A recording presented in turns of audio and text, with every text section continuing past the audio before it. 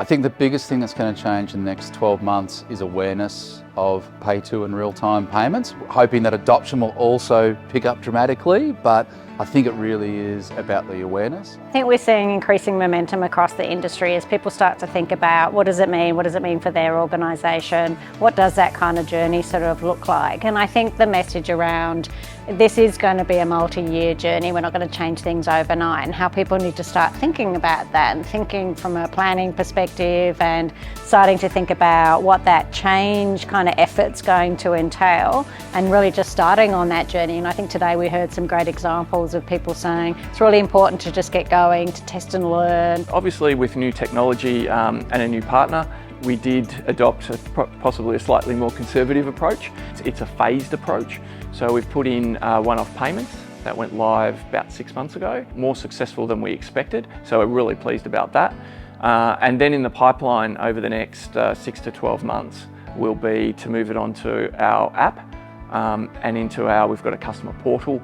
And then following that, we're going to implement recurring payments. The RBA is being very transparent now around where the volumes are, in particular around PayTo. We're all moving as an ecosystem towards 2030. We need to start with a complete vision. We need to articulate that. We need good governance. Ultimately, how do we ensure that the payment product on the NPP at the moment, in particular, PayTo, is fit for purpose as we think about the application that extends beyond, some of these use cases that we're bringing, but deeply into government, deeply into payroll, superannuation, etc. And I think it's a very compelling framework now and one that we can all anchor towards as a North Star. 12 months forward, what we're going to see as far as use cases as the general public, not just merchants, embracing these new payment methods. Even though the evolution has started, I think we're going to be at that point where it's really going to tip and really going to start scaling. Having organisations like Amazon and Red Energy come on board is so critically important from an awareness perspective, and it's helping to really drive that broader awareness. So that halo effect that creates is huge, but also creating a bit of fear of missing out as well from others in terms of spurring other organisations